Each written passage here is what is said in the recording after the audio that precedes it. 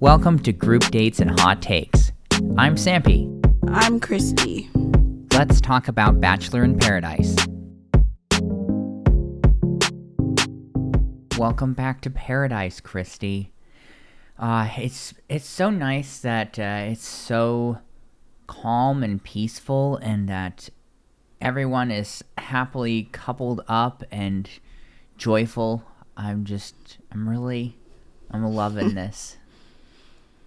I mean, I know you just loved it when they started the episode with everyone still somber and crying as if Rodney had died. Yeah, so what do you think about that? Because for me, it's real weird. It's too over the top. I mean, Brandon is like sobbing on Serene's shoulder. I know, I don't... He said, "You're the most beautiful thing in this dark place." Like, yeah, I don't personally understand that a whole lot. Like, I know that Rodney was popular and people liked him a lot and all of this, but I don't totally get where all of this is coming from, where it just totally ruined the mood completely. yeah, everyone's depressed. It makes no sense. I mean, Brandon was questioning the very fabric of reality.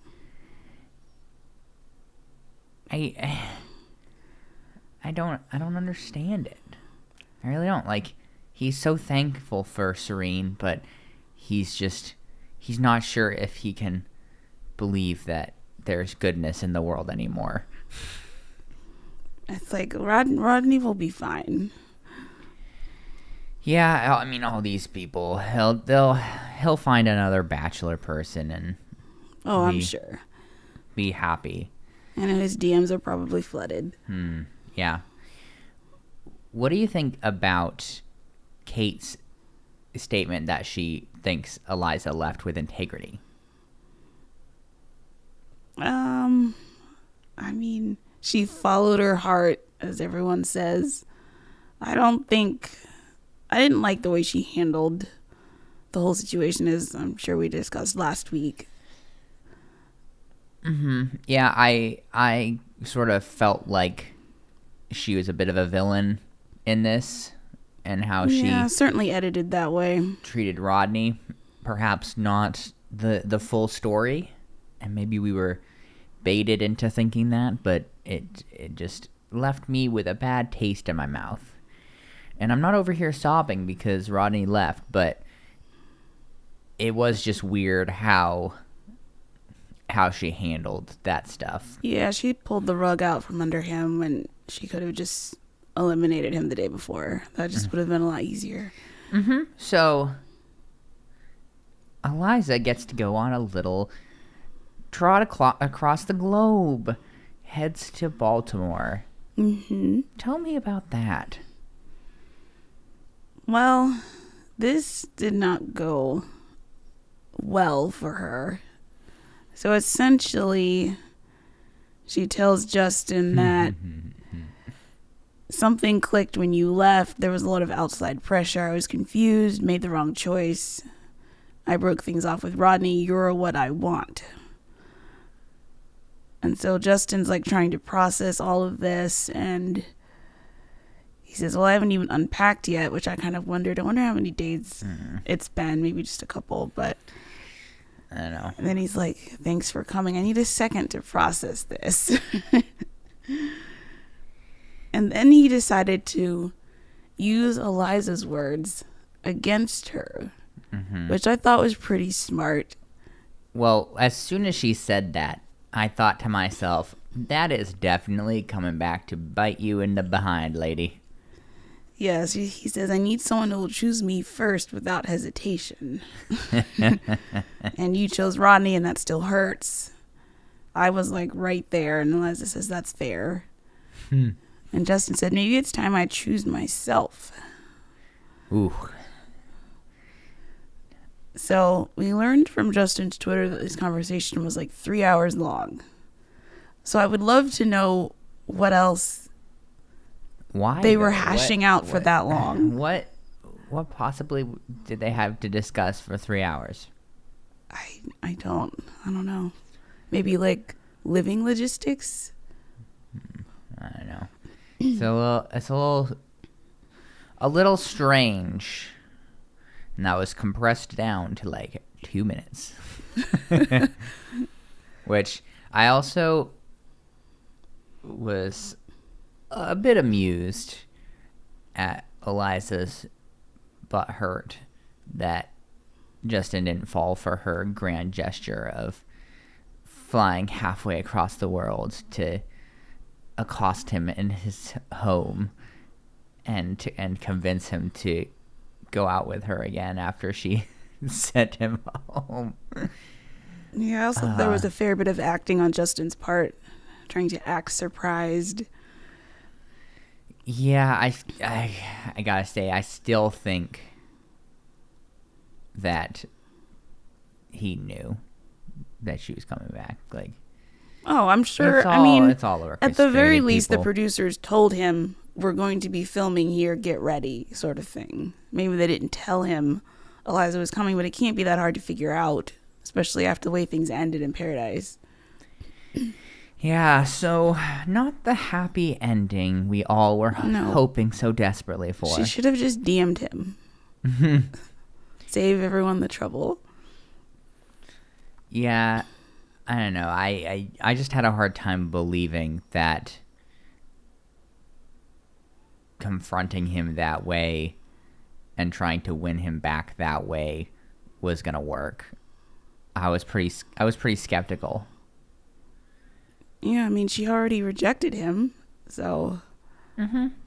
Yeah, well, I guess that's the end of Eliza's story for now. What a shame. Did she have anything to say for herself? I don't think I saw anything noteworthy. Okay, well, she's got some explaining to do. We'll keep an eye out for that on social media. Well, we get to go back to the super happy beach. Well, Mara enters. Oh. Did you remember her from Clayton's season? Just barely. Barely. I think Mara was beefing with Sarah, she's the one who went home because of the family member who died this season. Allegedly.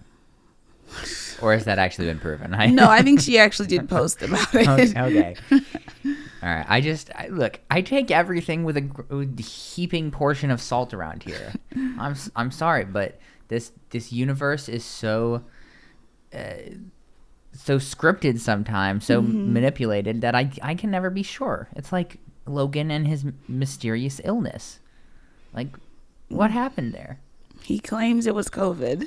Yeah, he claims it was COVID still, but I guess we'll never know. We may never know. We're gonna have to submit a Freedom of Information Act request to ABC. I mean, it's not how that works. That's government, but sometimes I wish I could. I also love that Flo's primary purpose here is to just get no screen time except for the occasional moment or one-on-one where she just narrates a little bit and that's it. Like pretty much we don't see her the rest of the time. So she really wants the bad vibes to be over. So thanks, Flo, for that. Now we can get back to the actual episode and Mara arriving, which I thought there was some really weird editing going on here. I don't know if you picked up on that, but normally when somebody enters, everyone's like, oh, hi, whatever. I feel like they skipped all of that and then just cut to shots of people just lounging around. Because then after that, we cut to her just standing in front of everyone with the date card. Well, the storyline was that she's an outsider coming in late with very little prospects, and so nobody cares to give her the time of day. That seemed like it was the storyline, at least. I don't know if that was truly the situation. I feel like the girls at least would have gotten up and hugged her, though. I don't know. I don't think we've ever seen enough. anyone come down and everyone just lays on the daybed, doesn't move. I don't know. She's. I'll be honest. I don't particularly like her a whole lot. That does not surprise me. Our energies just don't mesh well. That's a nice way of putting it. It's very like every time she says something that she thinks is cutesy, she like sticks out her tongue. It's weird to me. I just feel like people behave differently on TV than they would in real life. Like everyone is putting on a show. I'm sure. It's just I don't need to hear how she puts the Mara in marinara. It's all part of her shtick. I don't need more sauce stuff and references and horrible jokes. People on Twitter are saying we missed an opportunity to have her with Pizza Pete. That would have been great. That would have been a great match. No, I don't think Pizza Pete should be in a relationship with anybody. I would feel so bad for anyone in a relationship with that man. That's just my opinion. So who does she pull here? She talks to Andrew, who spends most of his time looking away from her. Mm-hmm. And he also said that he thinks he's in a relationship. I guess looking back on it now, that was kind of foreshadowing. Yeah, it does make more sense, but it's still real weird. Yeah, that's like not the best. Like, wow, I was a little shocked when he said that. Yeah, so he has to explain that Rodney went home. That's why everyone is down in the dumps. Yeah, that was such a depressing conversation with Andrew. And she also chats with Logan. He would not be willing to go on the date. No, he just wishes her luck. She also talks to Johnny and Justin. Mm-hmm. I guess with Justin, they connect on both having January birthdays. Well, yeah, because they're Capricorns. Come on. I guess that's all it takes when there's so few options. Well, and they're both not tan. That was another big connection point as well.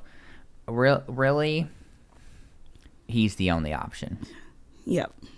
That's it. And he accepts her date. Of course, because he's young, and I mean he's why wouldn't you? Might get some. She decides to play up the cougar thing. Yeah, she's been doing that. Flo was doing that. I feel like even Shanae was doing that. Like all of them have been doing that when going out with the twins. Like, wow, I'm such a cougar. I think it was Shanae was like, wow. I really can't relate to that, honestly. And you know what I can't relate to even more than that is this date that they went on. Oh, man. Another food slather on the body date. Because, you know, she puts the Mara in marinara. So they have to have a sauce date. This was so gross. Yeah, I don't even know what she was rubbing on him. It was butter. What? Yes, it was just like on Matt James' season. She slathered the butter. And then dumped like a bowl of sugar on him. Yep, the sugar. And then that nasty looking chocolate sauce, which when you zoomed out, it looked like a crime scene. Well, yeah, I guess he got the butter and sugar, and she got the chocolate. Which is it's just so gross. I mean, it was just the butter is the worst part for me. Like the glistening, like I hate every second of that. See, I would much rather get the butter treatment than the chocolate. I feel like the chocolate would be more of a nightmare. I mean, to me, the chocolate was like the best out of. I mean, the sugar is like. How are we even having this debate right now? I don't understand. I will say that chocolate got really bad though when they both got into the chocolate. Hey, don't be skipping ahead here. Unbelievable. Well, we might as well talk about it since we're here. Okay, well, what I was going to say about that, and Christy just spoils the end tag, is that, yeah, the chocolate tub, just gross. No two ways about it. And then super weird that, like, the chef lady kept staring creepily around the corner. I thought that was hilarious. I just... And then also think about that as a woman. You're okay. in this vat. Okay. I love that you're bringing this up because my final note of the episode is talk about UTI Central. That is just the chocolate was everywhere. There's no way her bikini kept it from going in all the little places. All the nooks and crannies. Yeah, that is awful. I would be willing to bet she got a horrible UTI after that. It makes no sense to me. If I was a woman, I would have just been like, you can get in there and I will sit on the edge. With my feet dangling in. Dangling That's as far as I'll go. That's it, because nobody needs chocolate up their lady parts. No, thank you. That would have just been such bad news as a woman to just. Well, the good thing is Paradise is nearly over, and she probably will be eliminated very soon. So she can head home to deal with that unpleasantness. Head back. Well, it could be a blessing in disguise because antibiotics are probably cheaper in Mexico. So, okay. Well, back to the actual episode. Where are we heading next? We have to head to Victoria and Johnny. Okay, that's what I thought. I love how she said she can see Johnny being her person forever, but yet they haven't gone super deep with each other. How much sense does that make? I don't know, but there is some concern there that they haven't gone deep enough, and time is running out. It is. We, I guess, we're going to have 2 rose ceremonies next week. Is that true? No, it should just be one. Because next week is the reunion as well. So. Okay. So I guess then the engagements will be separate from the rose ceremony. So it'll be rose ceremony and engagement. Yes. Okay. I just wanted to align myself properly because we got no rose ceremony here this week, so we gotta eliminate Mara and any other hangers on. I feel like actually Mara might be the only one, or am I forgetting people? Well, the only one that's not paired up. Mm-hmm. Well, later on, I guess Justenia was also unpaired. Yeah. We can't talk about that yet. All right, so I feel like I was so proud of Johnny here because he really took the chance and became more vulnerable. Oh, you mean talking about his brother? Well, first that his dad called him pork chop growing up. Because I guess he was larger than he is now. Yeah, tell me about his brother. I didn't catch too many details beyond the fact that his brother's in prison and his mom is not doing well as a result of it. Yeah, I mean that's the gist of it. His parents are having a tough time coping, and that's difficult for him. Interesting that we didn't learn that when Gabby went to his hometown. Maybe that's a recent development. It seemed like it was more recent. Yeah, it could have been. Yeah, that's tough to deal with, I'm sure. And so he puts it all out there on the line. I mean, I bet he's trying to get to the place where he could be engaged. Trying. Well, I mean, he's opening up to engagement. What more can you ask? I mean, I guess it's further than he got with Gabby, so that's an improvement. Mm-hmm. Look, baby steps. It's all about the baby steps in Bachelor Nation. Okay, he really cares about her, and so he's making an effort to get himself there. Just great for him. Should we move on to Logan and Kate? Yeah, we can. I mean, we get a little bit of a sneak peek from Genevieve, anticipating tough conversations ahead as paradise winds to a close. I feel like they got every cast member to say that, and we just got them sprinkled throughout. Yeah, we get it. Yes, we get it. Like, half of these people are going to break up before this is over. We understand. I mean, that. Do we honestly think Shanae and Joey are going to leave Paradise together? I would doubt that, personally. So Logan hasn't forgotten the kind of threat Kate made at the last rose ceremony with having to do better and show more. Mm-hmm. I think I just say, like, from Michael's perspective, just is of the opinion that Kate needs to basically explain what she meant in the rose ceremony. that was such talk about, like, I guess you could say kicking the balls, perhaps. Like, it's supposed to be such a happy moment of, oh, you picked me at the rose ceremony and we get to spend more time together.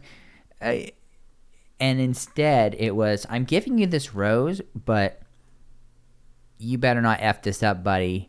And you're on thin ice and you better step it up.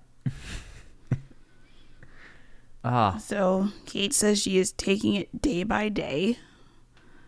And then we have, a whole list of things or grievances she has about Logan, that he drives an orange Honda. How dare he?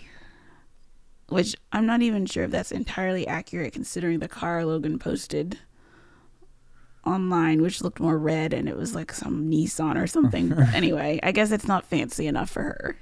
No, he's just not fancy enough. He has a phone with a broken screen. Oh no.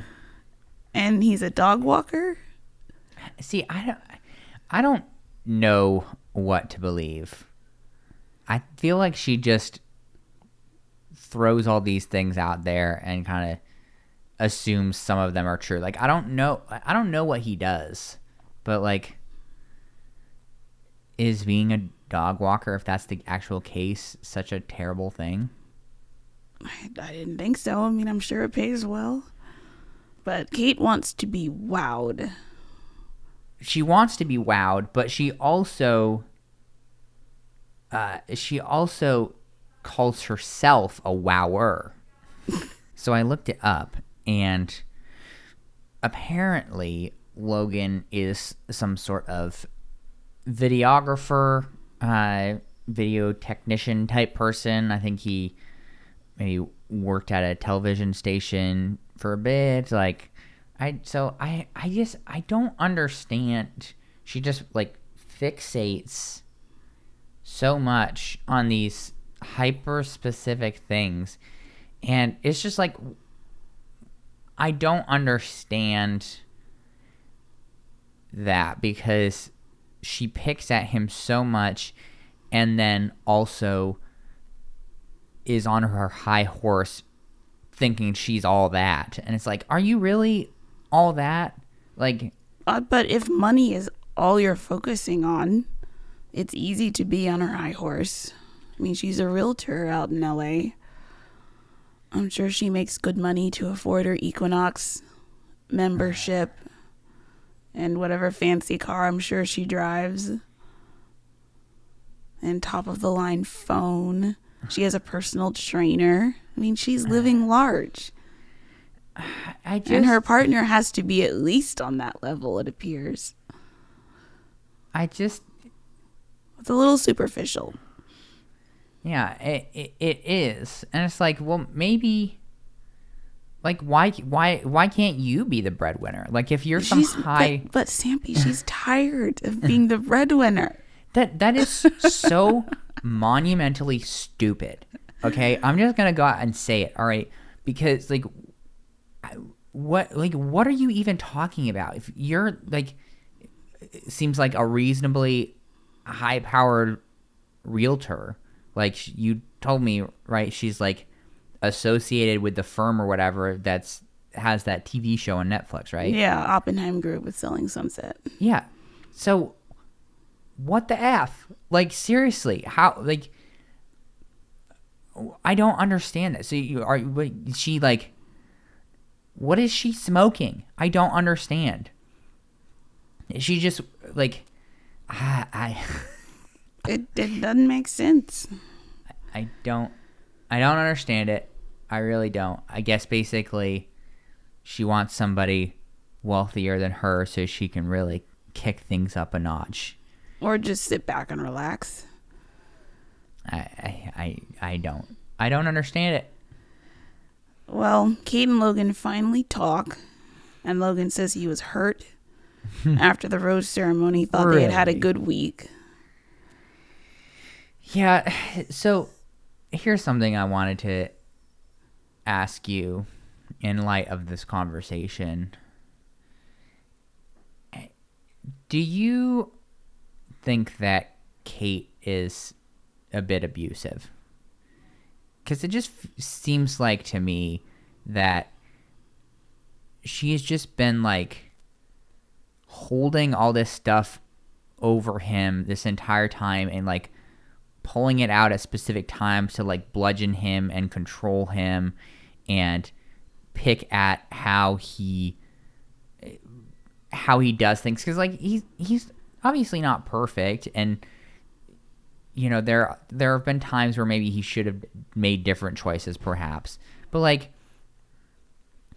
the level to which he's taking things is so crazy to me, and how she's like wielding that over him. I mean, he talked about at some point, you know, trying to get out of the doghouse, and then like the fact that she's just been holding this over him and using all this stuff as a weapon, especially since most of the stuff that she has problems with is stuff that can't be fixed or resolved in paradise, right? It's like all this stuff, like she has a problem with him being poorer than her, and the car he drives, and the sort of lifestyle that he lives. Like, so there are so many of those things, right, that like you can't fix that stuff in paradise. And so I feel like to keep harping on that and keep like holding on to that to trot out at times when she wants to like get him to do stuff, it feels abusive to me. I don't know what I'd say abusive. I'd probably go with manipulative and immature. Because she keeps like trashing him but also there are no other options for her, so she's kind of stuck with him. I know. So I feel like she's just trying to stay longer on the show. I also can't quite figure out if she knows she's a villain, because she kind of seems to be playing into that kind of the whole time she's been there. Oh, I've viewed her as a villain the whole time. Yeah, but I mean, does she I know she's the villain? Because some of the stuff she says, I'm like, do you not realize you're being filmed? Like, they're going to air this. Mm-hmm. Yeah, it just, there's no point to all of this, in my opinion. You know, and just the fact that, like, he thought them making it past the rose ceremony was, you know, a great thing, but, like, her comments really wilted that. Yeah, she said the growth we had last week was driven by me steering the ship. I feel like that's not true. And then Logan tries to talk about, like, saying things in front of the cast about how much they care about you. Like, does that not register for you? And you don't pick up on things like that. And Kate's like, well, I didn't know that was a thing. Like, whatever Logan has done is not good enough for her. No, none of it is. You know, if he was driving the ship, she would probably be like, I can't believe you're not letting me drive the ship. Yeah, it's... she's never satisfied. What do you think of this quote? When I pull you to have a difficult conversation, I need you to show up, and when I want you to fight for me, then you should fight for me. It's just it's a bit controlling there. Just all about her this entire time. Yep, not a particularly fruitful conversation, I would say. Right, because like what he does is not enough for her, but as you said, she has no other options, so let's switch from this to making out, because we've just resolved everything. What else is there to do? That's a lot of pent-up tension. So it seems we've now gone to the next day. Mm-hmm. And I even have the next day right there in my notes. And Aaron is trying to make the word nectar a thing. I don't understand this man. He's so like dude bro-y. It's ridiculous. Yeah, these catchphrases he's trying to get to catch on are not, I don't know that they're working.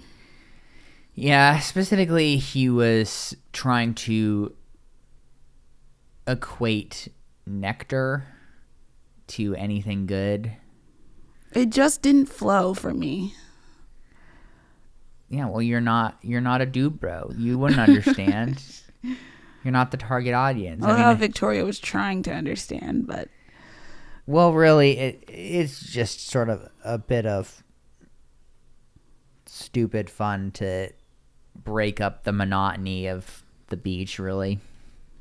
Very true. That's it. So, we get to have the aftermath of the sauce date. Yes, Flo is feeling lonely, unappreciated.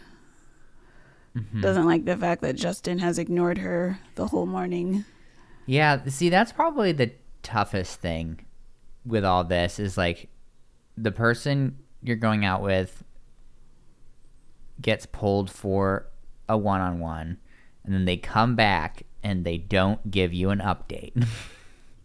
I know. I feel like these people should. That's like the very least you should do. At least talk to them. Don't just like mill around eating breakfast and pretend they're not there. It's so weird to me. It's just like you're literally right there. You're just gonna like, I just haven't seen Flo. I don't know where she went to, and she's just sitting there at the table like, what the frick? I'm right here. So she like goes and packs her bags. I know. And then someone, I guess, alerts Justin, so he finally goes and finds her. Well, before that, I just want to talk about Danielle's ITM, where she described Flo as the hottest, crusty old sea hag anyone has ever seen. Okay, so Danielle actually talked about that on Instagram story. She said that was like there were like 3 different phrases similar to that she and Flo and maybe Shanae or Mara like all used to like describe each other. So it was actually like not an insult. Well, I didn't think it was meant as an insult, because she was like, you're just using all these descriptors. It was just very funny to me because, you don't often hear a crusty old sea hag described as hot.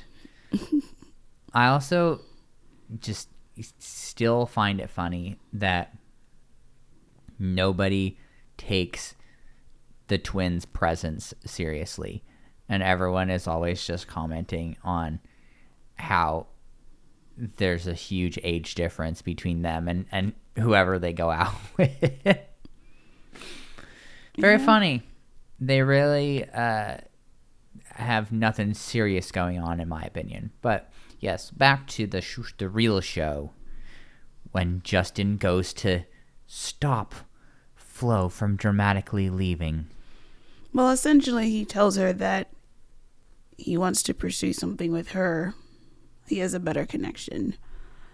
So go ahead. I was just gonna say, it's just super weird given how he didn't talk to her all morning. Yeah, I found that confusing. I feel like he was almost like cornered with Flo, and he's like, well, I guess I have maybe more history with you, and so it felt almost like a spur of the moment decision to me. I would never choose someone who made me go through a sauce date. Well, to be fair, the one with Florence was also a gross food date as well. That's right. Oh, remember the tacos and the beans? I didn't think that I was ever gonna say this, but this most recent one was way grosser, in my opinion. Yeah, I mean the beans were bad. Yeah, the liquidy beans were the beans, hard to forget. Yeah, the beans were bad. A bit traumatic for me. Maybe that'll be our episode title. The beans were bad. Yeah. So at this point, Mara walks up to them. And he has to tell her that he wants to be with Flo. She says it's all good, but like there's like this weird villain music that plays as she walks away from him. So strange. I mean, despite all that pressure she applied by marching up to them and interrupting, he held his ground. He still chooses Flo. What bravery. So next we see Kate, I guess, hanging with the girls in their like living quarters, and then apparently Logan sent a drink up to them, and Kate said, "We love to see the initiative," but then has to like tear that statement down immediately and be like, "Well, it was free." Like everything has to go back to money. Yeah, that's so frustrating. He cannot win. And that's been my whole point this entire time. It's like, dude, when are you going to give this up? Like, this isn't worth it. Like, the amount of stress that has been generated for Logan by dating Kate, I'm sure has been astronomical. Well, we will soon see he has an opportunity. Yes, he does, but first NC arrives. Yeah, which I get irritated a little bit because this is such a Bachelor trope at this point, or Bachelor in Paradise trope, I guess, more specifically, is you always have the conversation, so in this case, Andrew, feeling pretty secure in his position on the beach, he's been kind of sad because Rodney left, but like he's doing all right. Like everything's great in his relationship. And then immediately afterwards, they show that they send NC down. And that's like always the case. This has happened like 14 times this season. And so I just get a little irritated because I'm like, oh, wow. Oh, shocker. Wow. Somebody said that they felt secure in their relationship. I wonder what's going to happen next. It's all scripted. Somebody specifically on their list is going to join the beach. It's all purposely planned. Yep. So do you know anything about NC? Because I have no idea about this woman. She probably went home pretty early in Clayton's season. That's probably why we don't remember her. Yeah, I got nothing for her, really. No recollection.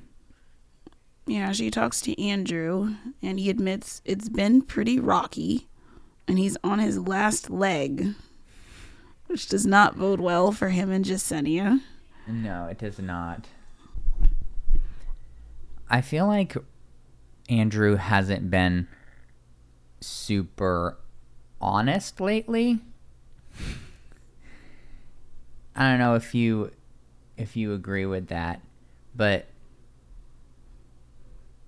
yeah, it's just a little strange. He just seems to be going through the motions with Jasenia, if this is what he says, when he's sort of being honest with himself or, honest with somebody else. I don't know if you'd agree with that. I mean, up until this point, I thought they were fine, but then he said all that, and I was like, well, not looking good for them. It's just, it's real strange. So then Lindsay arrives, who I remember Lindsay, but I don't remember what happened on the season with her, but she chats with Logan.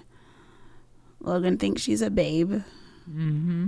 But then he's like, well, I got to talk to Kate before I would be able to go on a date. And then did you notice as Lindsay got up and walked away from this conversation, she had a circular wet spot on her butt? No. From what? Probably from sitting on those gross day beds. Okay. But I thought you were going to say she peed herself or something. Well, I hope not.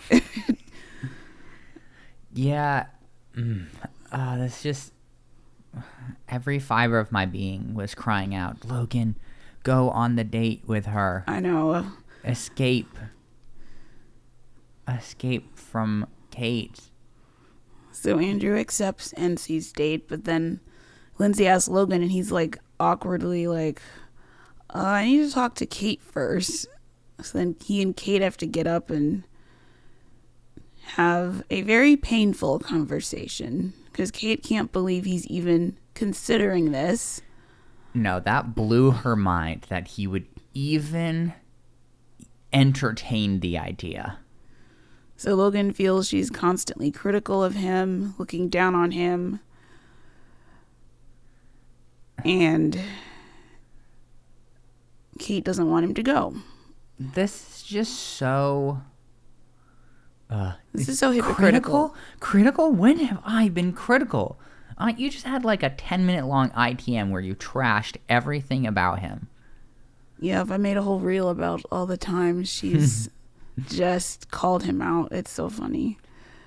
I don't get it. After all of this, he is still sticking around. I don't. I guess he feels loyal to her. It's like Stockholm syndrome or something.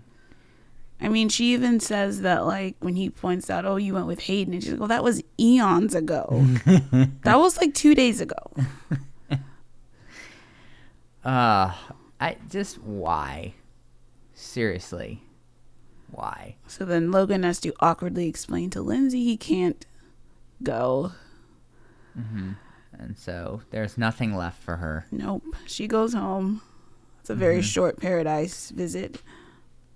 How authentic do you think Kate's goodbye to her was? Oh, I hated that. just this fake dripping with like insincerity. I'm sorry, sweetie. Because allegedly they're friends outside of this, Lindsay and Kate. I mean, Lindsay posted on Insta story, yes, before Paradise they talked pretty frequently. She reached out after or something and has not heard from Kate since. Oof. So I don't think they are friends anymore. Oh, sweetie. Sorry, sweetie. Oh. So awful. So, Andrew and NC. Talk to me about this date that just felt very short. Yeah, I mean, they threw a football back and forth. They ate some oysters, which I didn't find super pleasant to watch. Well, no, I don't personally understand eating oysters. Is this the one where they just kind of slurp it down raw without even chewing? That is a pretty common way, I think, of I don't eating get them. that. That is so unappealing to me. It is pretty gross. Though NC points out that oysters are an aphrodisiac. I mean, wouldn't be for me. It's not that eating them is erotic or anything. It is apparent. I don't know if it's even true, but because there may be some compounds or something that stimulate sexual desire. I don't know. And they like get in the pool and make out a bunch. So much making out. It seems like Andrew has, moved on. Yeah, especially when he says that he needs to find some happiness. Yeah, that's rough for Jasenia. Just a little bit. So then we have a conversation with Andrew and Jasenia, which Andrew pointed this out on Twitter, and I did not realize it at the time, but this conversation is aired out of order. Andrew is wearing the same clothes he was when he accepted the date from NC. So he had this talk before the date, which I feel like kind of makes more sense considering what they actually talked about. Because he talked about how I've been trying to find some happiness, been in a difficult situation. I think here he was talking about all the like down in the dumps from Rodney leaving. Mm-hmm. Maybe. Or and the fact that he still loves Teddy. Well, we're not there yet. Okay. So Jasenia feels like he has been disconnected and that her feelings for him were deeper than his were for her. And so she just walks away crying.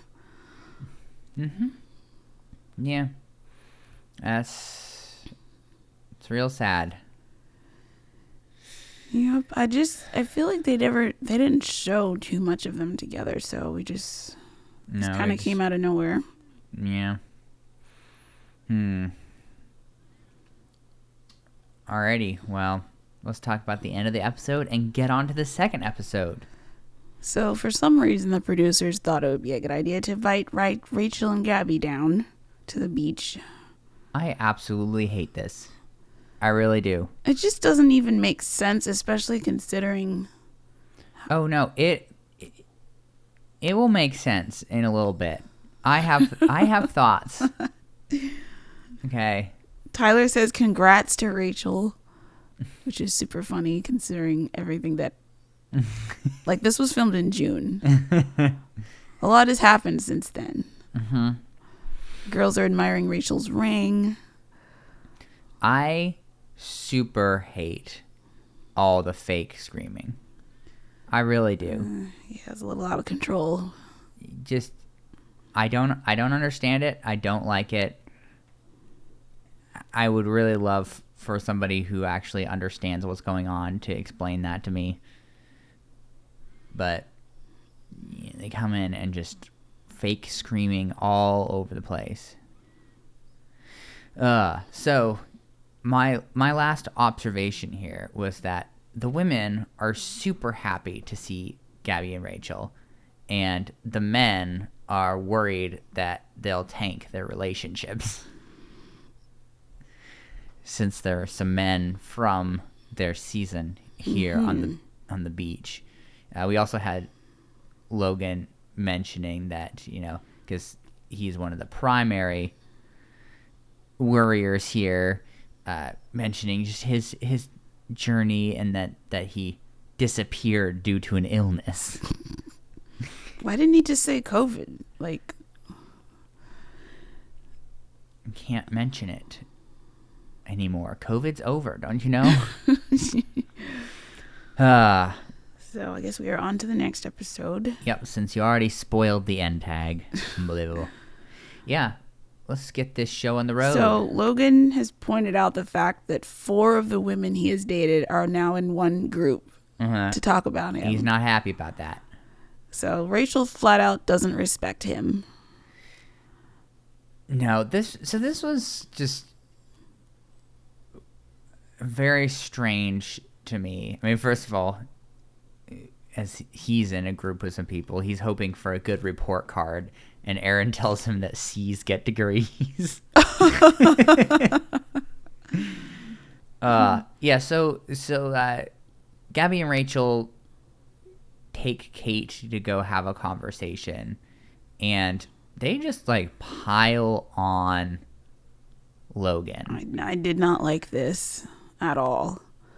And I wanted to get your perspective here, because I don't necessarily agree with their assessment of the situation.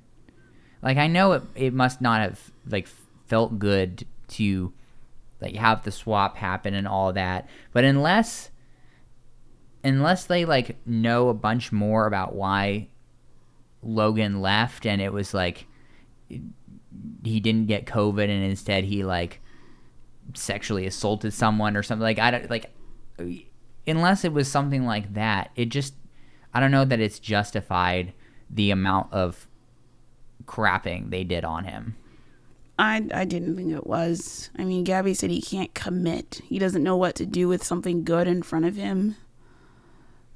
Like, somebody pointed out that Gabby like gave Logan a rose after he switched, so he couldn't have been that bad. Well, not at that moment then, I guess. And that also he has an ego. I mean, I think maybe even mentioned like controlling as well. Yeah, this was really over the top. Which is my conclusion is that the only reason that they came was because the producers sent them on a mission to napalm his relationship specifically. Because I just don't see any other reason. Because they came in, and maybe this is inaccurate, perhaps, but what it seemed like is they came in, chatted with everybody for a little bit, pulled Kate, just absolutely pooped all over Logan, and then immediately left. Like that. That is what it looked like. Yeah, exactly. That is exactly what it looked like. And so that's a long way to fly and go through customs and everything just to crap on a guy. Yeah, so I don't really understand that, because for his faults, I don't know that that's necessarily justified, unless there's some big thing that we don't know. And I also feel like they kept talking about always hopping from person to person on Paradise. Like, that's what Paradise is. That's the whole point of it. Right. Like, he can't help the fact that for some reason all these women are interested in him. I know. I love how you say that like you don't understand at all. I personally don't, but people Kate said he was tall and hot, so maybe the height has something to do with it, but yeah, I guess height makes up for a lot of things, potentially. Lack of money. For a lot of women, yeah. We'll see if it continues to make up for the lack of money, but yeah, this just didn't sit right with me to be totally honest. I didn't like it. Rachel and Gabby didn't come off well during that. No. And it's unfortunate because I feel like the more I see of them, the less I like them. That happens a lot with the leads as the season goes on. People get tired of them. Yeah, because like I liked Gabby a lot initially. Yeah. Not quite so much anymore. So sad. we move on to the nighttime where... were you going to bring up the raccoon? Did you not even notice the raccoon? I did. I actually thought that came later, but yeah, the raccoon was pretty funny. Well, the raccoon was after the date card. Oh yeah, so Tyler gets a date card for Brittany. What, he takes Brittany? Wow. Shocker. I know. It's funny to me the date cards still happening. I know. What's the point? Everyone's hanging out all the time anyway. Yeah, I guess maybe the point is, or the hope is, that it might create some drama. Like if there is some sort of unresolved thing that like sending them out specifically on the one-on-one maybe gives some space for that to bubble up. I mean, based on what happens next, I don't think you need a date card to create some drama. Well, all you need is Genevieve and Aaron. Mm-hmm. So we get like this chyron that says mic room, which I don't think I even knew there was a mic room, but what does that even mean? I guess where they get mic'd. But like Genevieve is feeling impatient and annoyed, and then like Aaron talks about, oh, you're just feeling stressed, and they argue about that, which then once again, these two are kind of toxic for each other. I couldn't believe this. This was mind numbing. They both exacerbate perfectly the very specific things that are triggers for each other. Yeah, and then somehow we're now talking about itching and pain. Well, because Aaron was trying to like comfort her or trying to like help her out and used this metaphor, and then they just got in this spiral of arguing and fighting over the semantics of itching versus pain. Aaron thinks they are the same, that itching is just a form of pain. Yeah, itching is low-level pain. Which, Google says otherwise. Does it? Yes. Genevieve. Wait, what is it actually? What does Google actually say? I don't remember the exact wording, but Genevieve like posted like the screenshot of like is itching like a low-level form of pain, and it says it's not. So, Aaron tells her to look it up, which she can't do it, but now she has. The point is that it is not important. No, not at all, but to them it is. So Genevieve is like, no, itching and pain are not the same thing. And Aaron's like, no, they are. The itching is low level, and just back around and around in the circle they go. Man. As like people are catching the bits and pieces of this. The funniest part of this was when Bruce, the sound guy, got an ITM. Round of applause to whoever decided to do that, but he said it was painful listening to this argument. Yes, I liked that Serene used synonymous in her ITM, saying that she didn't think that they were synonymous, but as a school teacher, very intelligent lady, Wells feels like this place is making him dumber, which I feel the same way. Every season, I'm like, I might be a little dumber now. Maybe. But then you get smarter during the breaks between the seasons. Do I, though? I feel like it might be permanent.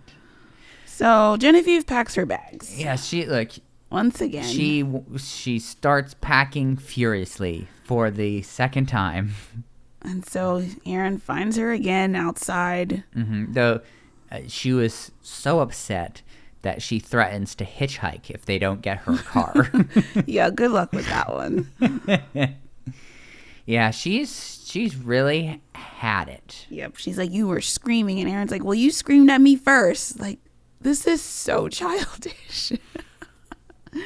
Yeah, I love that, like, even the other Paradise people who arguably don't always have the best ways of going about relationships and can have toxic relationships themselves, even they can see there are major problems. Like, before Aaron went to get her back on the jungle path again, Logan was telling him that he didn't think they were healthy together. It's like, no crap. This happens constantly. Yeah, and then they start arguing about just like nonsense. I do want to mention that we saw the raccoon again. Yeah, the raccoon was itching. I feel like that's, yeah. Yeah, well, it showed it was like kind of scratching itself a little bit, and then they put a subtitle on, ouch. Oh, it was very funny.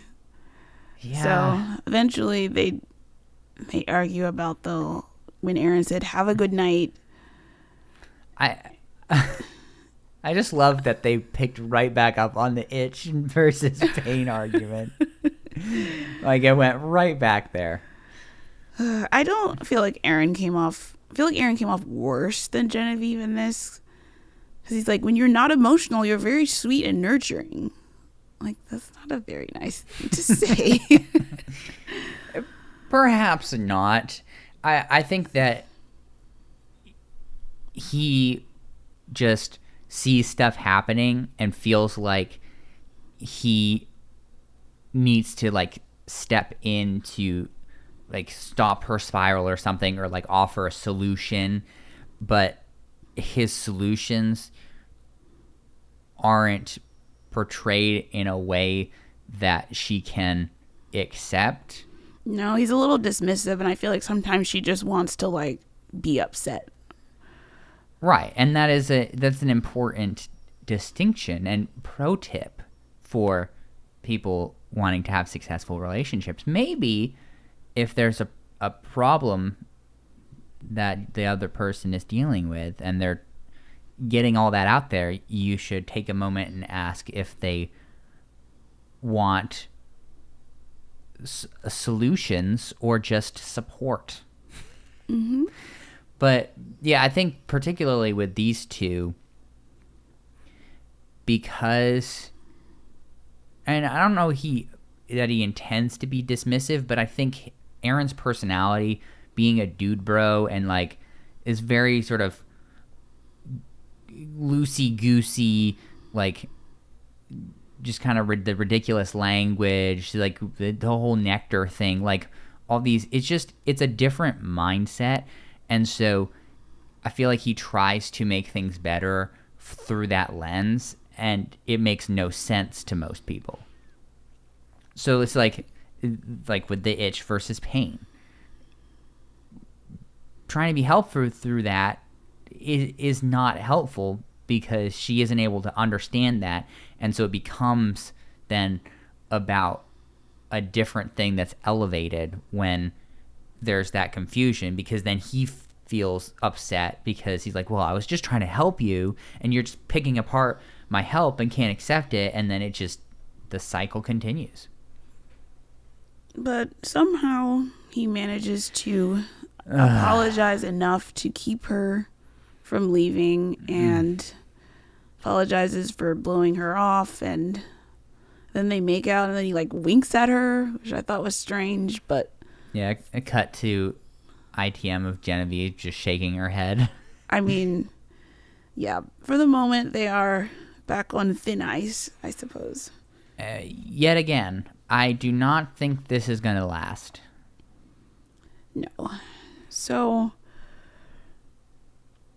there we see like some, standard conversations with some of the couples, Michael and Danielle, connecting more. Joey wants to continue things with Shanae after Paradise, which I don't see that happening, but okay. Then we have Brittany and Tyler going on a date. Brittany tells him Rachel and Gabby had lots of good things to say about him. Mm-hmm. So they see a future with each other outside of this. Yeah, they're really just, it feels like being in love for the first time. Yep. Isn't that wonderful? Things are going great. I just still can't believe, Rachel and Gabby didn't try to sabotage that. Well, but no, remember Tyler had a good ending with Rachel. So she was the one who broke his heart. She was in control there. So annoying. So then we see Becca and Thomas arriving. Wait, before that, this isn't really important, but I did want to mention, before the Brittany and Tyler date, we got a moment with Mara and Jasenia, because Mara and Jasenia are essentially the odd ones out at this point, without connections. And I thought it was interesting because Mara was kind of down on herself about all this stuff, and essentially Jasenia persuaded her to stick, basically, as I understood it, stick around for the rose ceremony to, I guess, see what shaked out instead of just leaving, because she did just want to get out of there. She's like, well, there's nothing here for me. Yeah, I mean, just more screen time. Do you think that's a good strategy? Yeah, I mean, you can't gain followers if you're gone, so. Yeah, and you can't pick up the pieces of other relationships as they implode. No. So yeah, I thought that was good advice personally, but so yeah, Becca and Thomas. Which, how are we? So he's back in everybody's good graces. Oh yeah, he has been for a while. I mean, he seemed fine last summer when they left. I mean, they know they broke up, but then got back together. I will never forgive him for his ambition to be the Bachelor? Yes.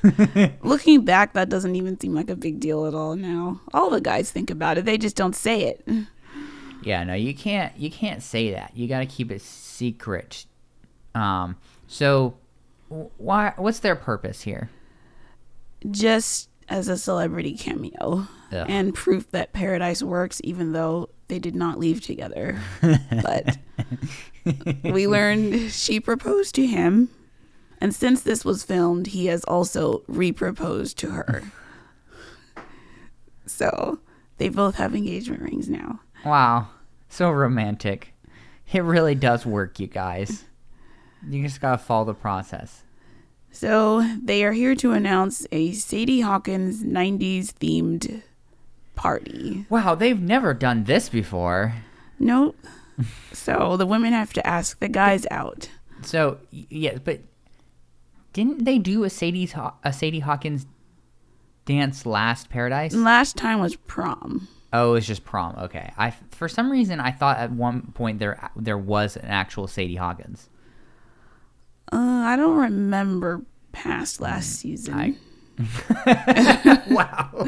I don't remember the theme, honestly. Wow. Yeah, so if people aren't aware, as Christy said, Sadie Hawkins dance is where the ladies ask the guys to the dance instead of like a prom or something where the guys have to ask the ladies. Yeah, so we see a montage of the women asking, like Genevieve had a band, Brittany hid in the ball pit, Victoria pulled out a checklist. Ugh. So, and now Logan, as you said earlier, wants out of the doghouse. And what happened to poor Logan's knee? He like had a bandage on it.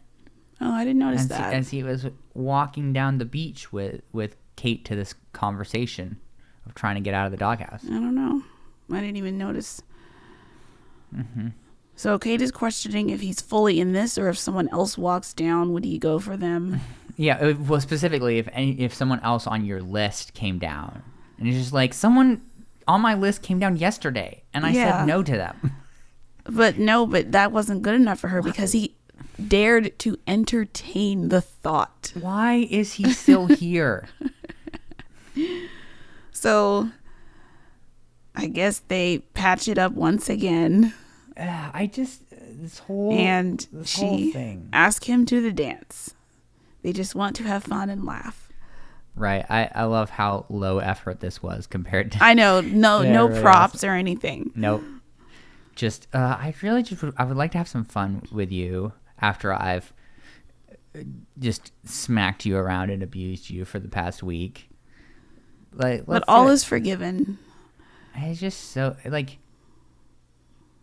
and nothing he does is enough for her, and he's like trying to fight for her, which I feel like is kind of outside of his pretty chill personality, but he's like trying to do that and it just doesn't matter to her.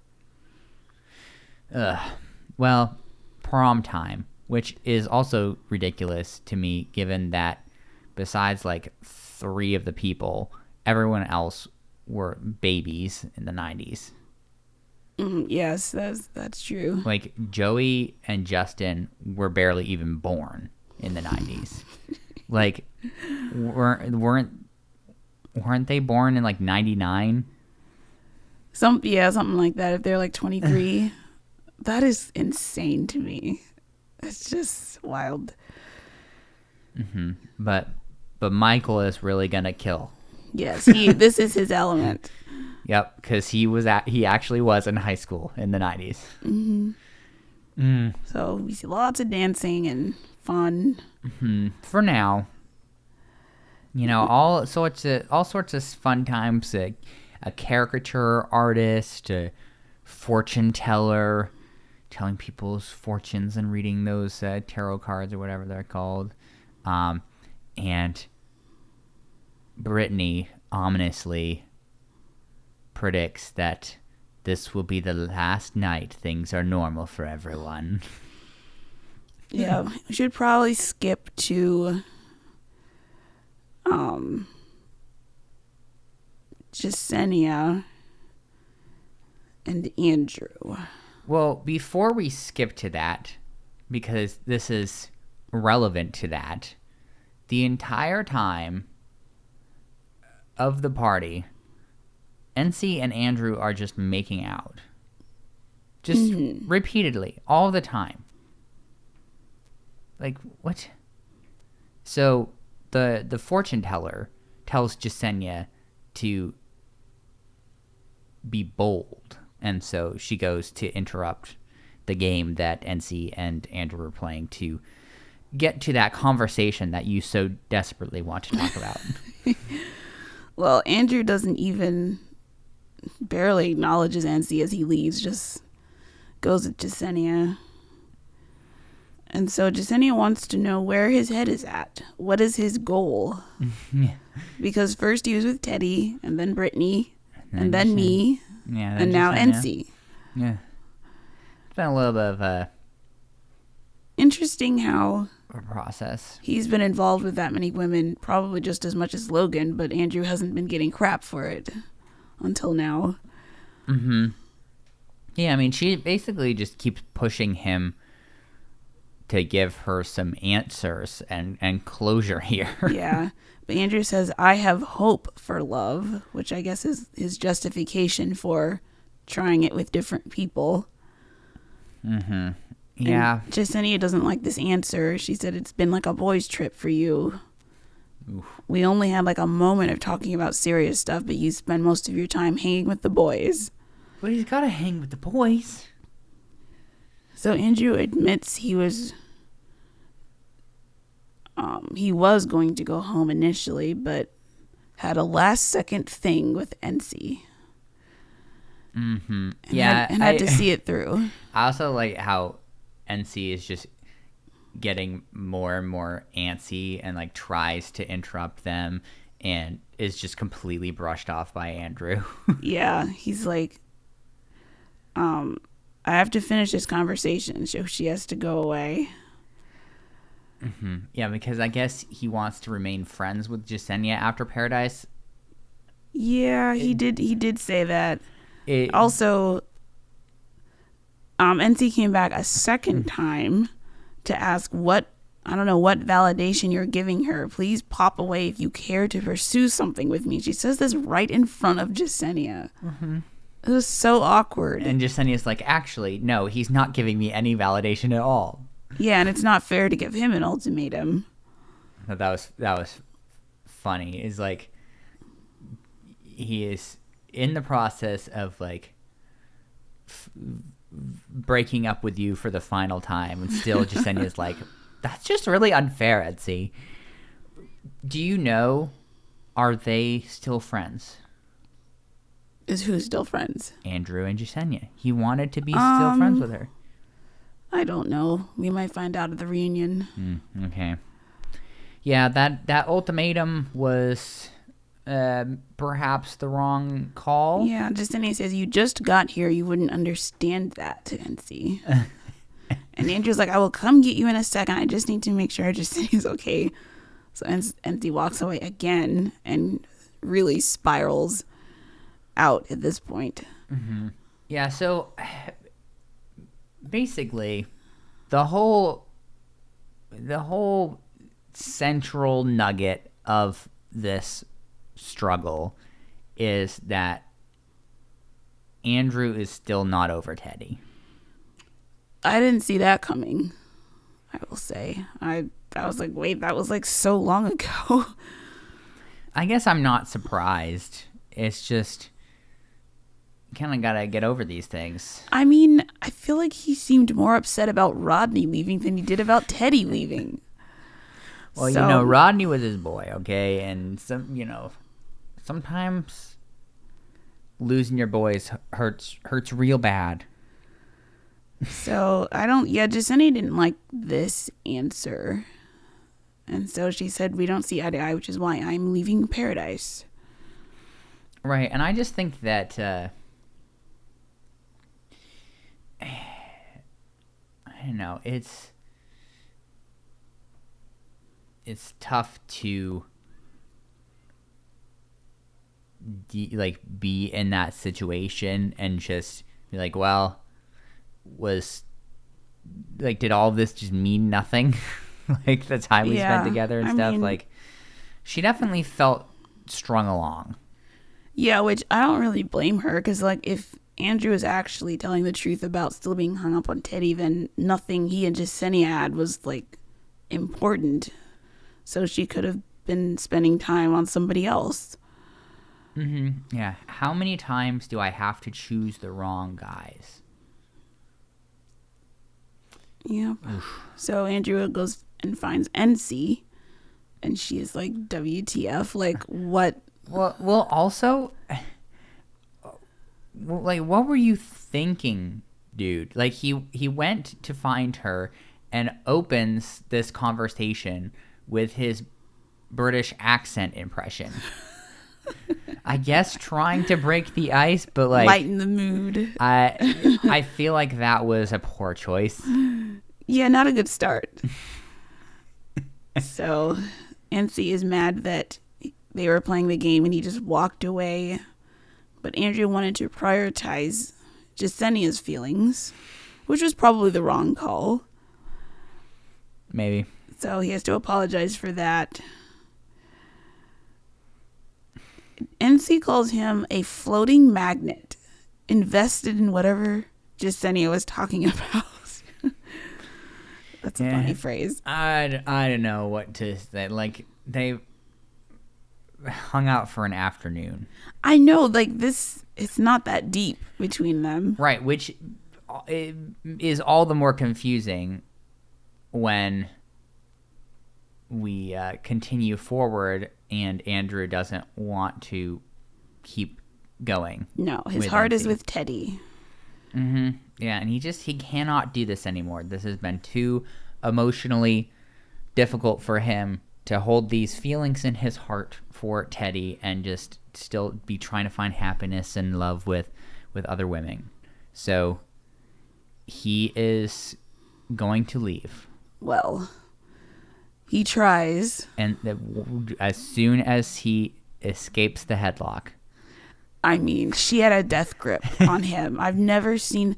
This was honestly, like, very uncomfortable to watch because I was like, man, if he tries to, like, force his way out, it's going to look violent because she has, like, her claws, like, clenched in him. She had, like, a vice grip on his head. And she just kept saying, please, please, please, like, over. Andrew, please don't go. Andrew, no, Andrew. It was so cringy. I felt so embarrassed for her watching it.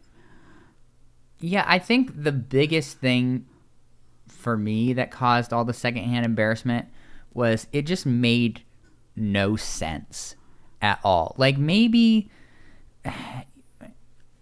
if it's in a different context or scenario, so like say it's Brandon and Serene. I was just about to say like, that if Brandon was like, I'm gonna leave, I would like anticipate this from Serene, right? Or like, or I would say I would anticipate it more from Brandon if Serene was gonna leave.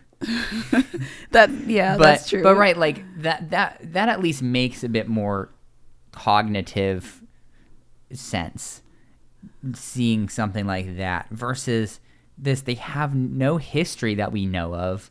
Like they spent some time dancing together and making out at a party that lasted all of 2-3 hours, if that. Not to mention this is the end of Paradise, so it's not like they have that much more time together anyway.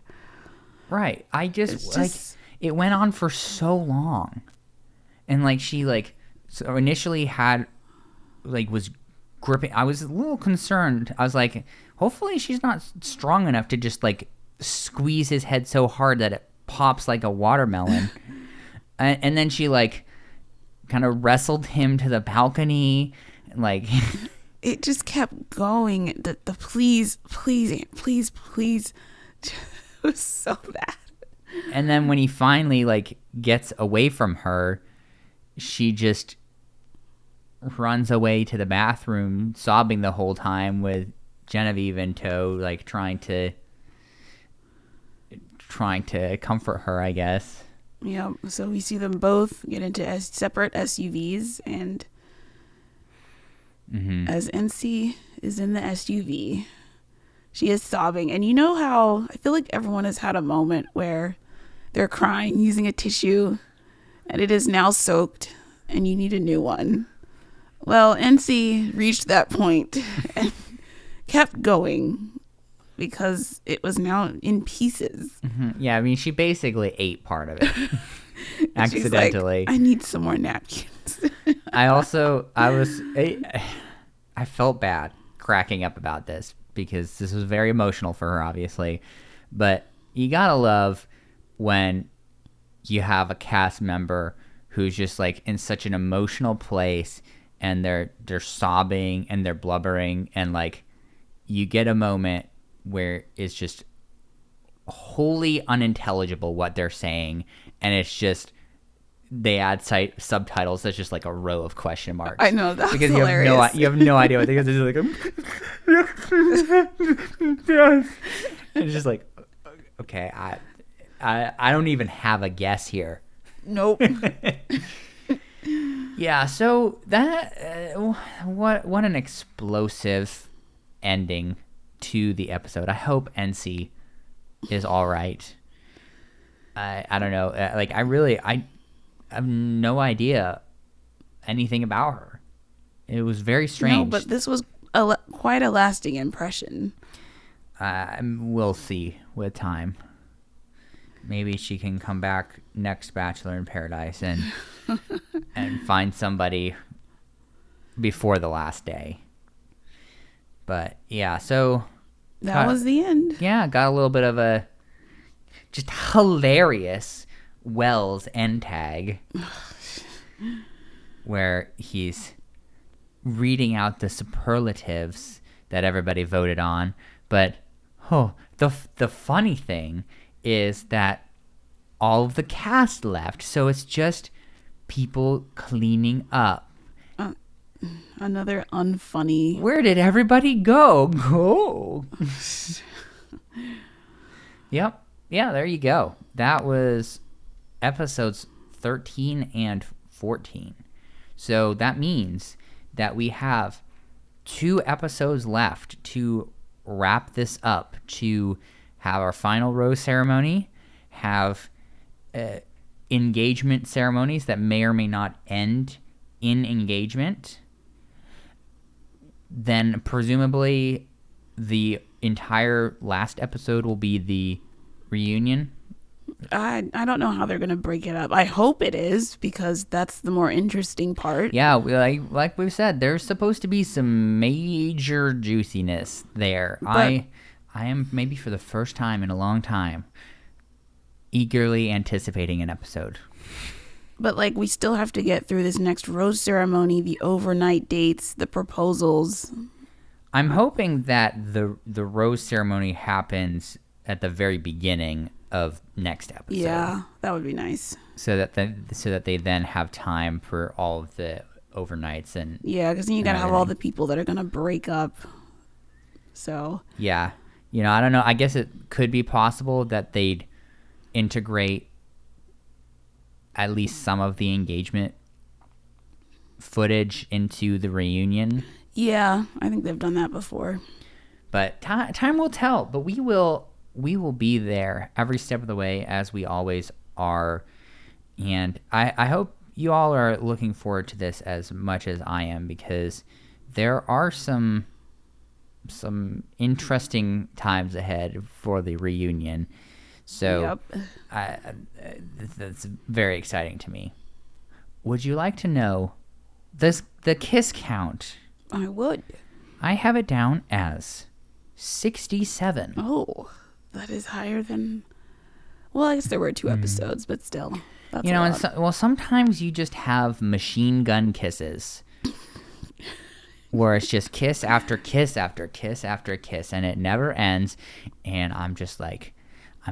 I'm at that point, I'm just keeping track with my fingers and my toes, because I can't even type them in, because it's happening so fast. I have to count them as it's happening and then input it after. It's all very, very difficult sometimes to keep up with, but you have quite a job. I do my best. I really do. Do you have anything else for us, Christy? What's going on in the Bachelor world? Nothing else? Not much. I mean, Gabby and Eric finally released statements about their breakup where they told us a whole lot of nothing. Mm-hmm. Well, that is very typical. Yep. So. Fun times. Christy, how can people get in contact with us? You can find us on Twitter and Instagram at groupdatespod. Excellent. Well, I think that's all for us today. We will be back tomorrow for the final episode of Married at First Sight San Diego. And then we'll keep on trucking into next week and the ending of Bachelor in Paradise Season 8.